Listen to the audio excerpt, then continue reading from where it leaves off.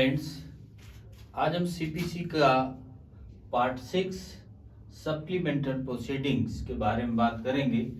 इसमें दो सेक्शन है, सेक्शन 94 और सेक्शन 95।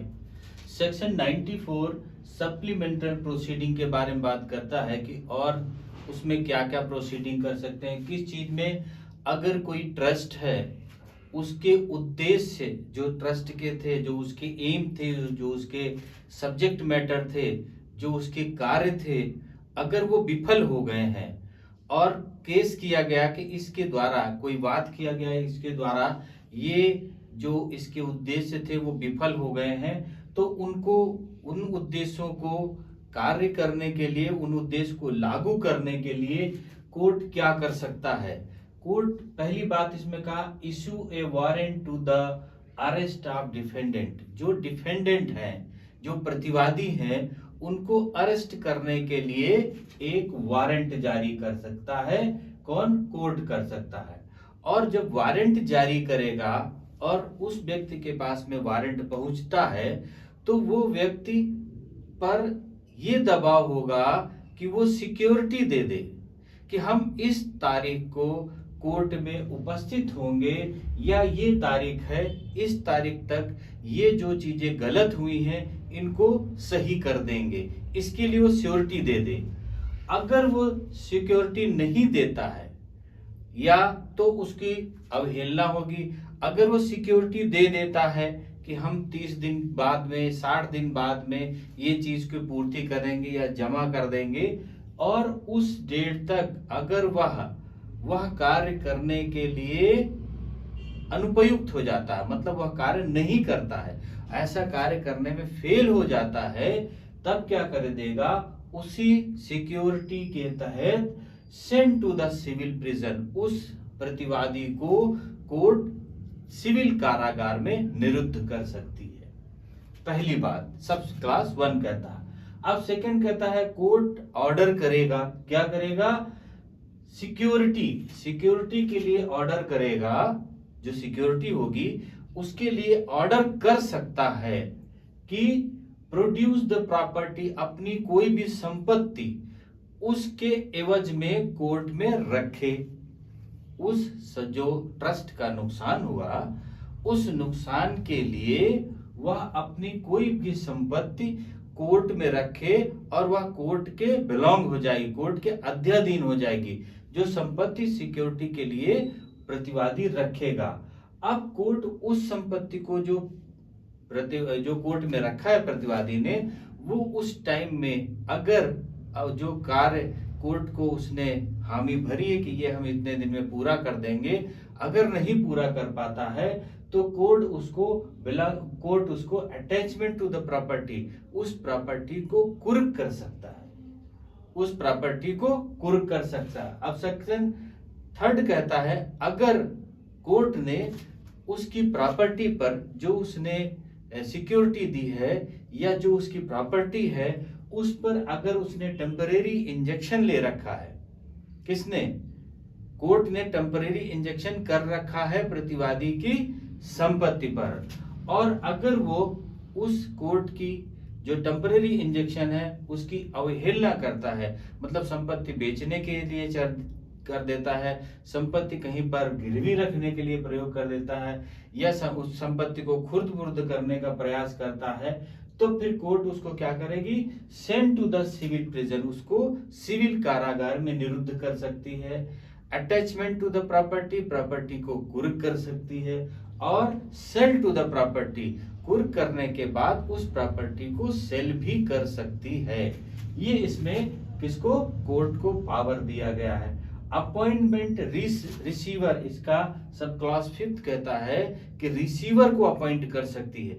रिसीवर का मतलब उससे संपत्ति को लेकर के किसी दूसरे व्यक्ति के सुपुर्द कर देना। अब उस संपत्ति की देखभाल, रख रखाव और सारी चीज दूसरे व्यक्ति के सुपुर्द हो जाएगी।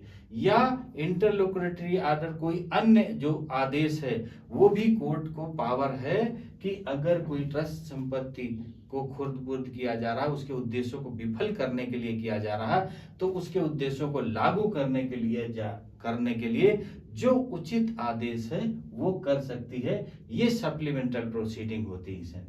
तो अभी सप्लीमेंटल प्रोसीडिंग समझ में आ गई होंगी कि वारंट जारी कर सकता है, संपत्ति को कुर्क कर सकता है, संपत्ति को भेज सकता है, अवहेलना करने पर उसे सिविल प्रिजन में, कारागार में डाल सकता है, उसको रिसीवर नियुक्त कर सकता है, या अन्य जो उचित आदेश हो वो पारित कर सकती है कोर्ट। ये सेक्शन 94 में दिया हुआ है।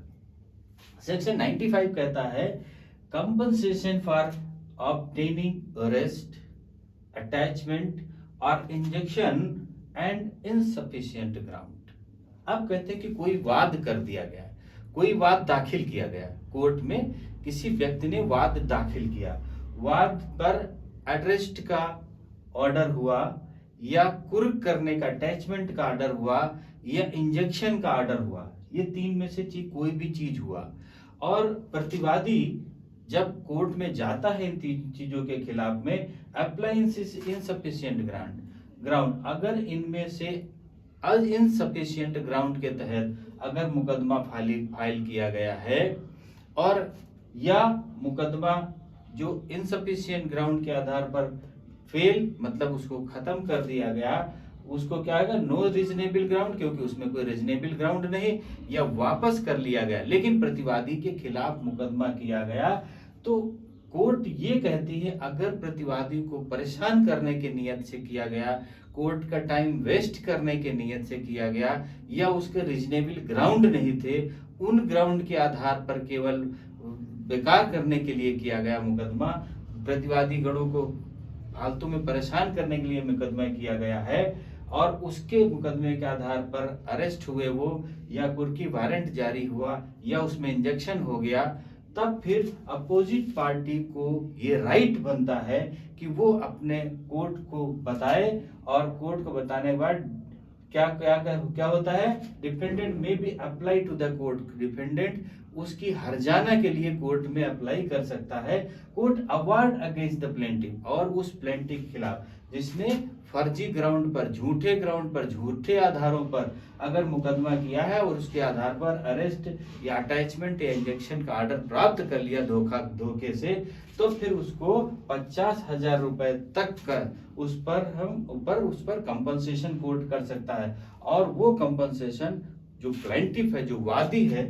उसको प्रतिवादी को देना पड़ेगा। तो ये बात सेक्शन 95 में कहा गया। अब सेक्शन 94, 95 बिल्कुल क्लियर हो गए होंगे।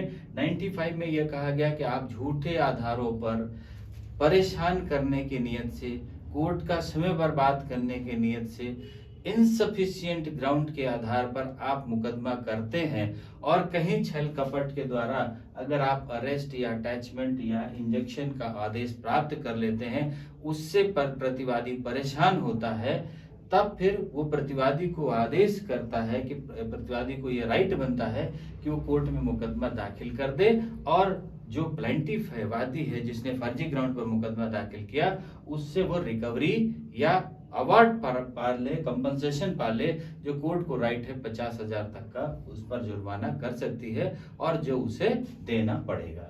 तो अभी पार्ट 6 के सेक्शन 94 और 95 क्लियर हो गए होंगे। अब पार्ट 7, 95, 96 से हम नेक्स्ट पार्ट में मिलते हैं। ओके, थैंक यू, जय हिंद।